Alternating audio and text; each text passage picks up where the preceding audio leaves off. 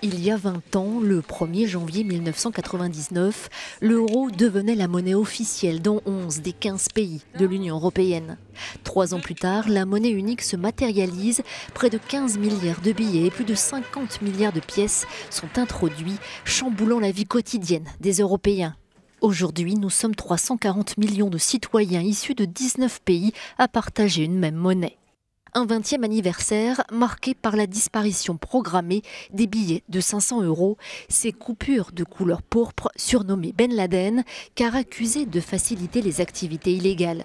Seules l'Allemagne et l'Autriche bénéficieront d'un délai supplémentaire jusqu'en avril, 2 pays très attachés à l'utilisation des espèces. Mais ailleurs en Europe, l'argent liquide est-il autant utilisé? Sur ce marché en France, les achats se font surtout par carte bancaire. Même un marchand de légumes pour 5 € sur une carte. Alors les espèces sont-elles en voie de disparition? Les Français disposent en moyenne de 32 € dans leur portefeuille.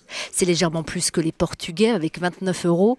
C'est beaucoup moins que les Italiens avec 69 € en poche. Champions du cash en Europe, les Allemands avec en moyenne 103 €. En Allemagne, la carte bancaire n'a pas vraiment les faveurs de ses habitants. Ici, 80% des achats se font en espèces. 86% pour l'Italie, un peu moins en France avec 68%. En Suède, seuls 15% des transactions se font en liquide. La Suède pourrait donc devenir le premier pays au monde à se passer d'espèces dès 2030.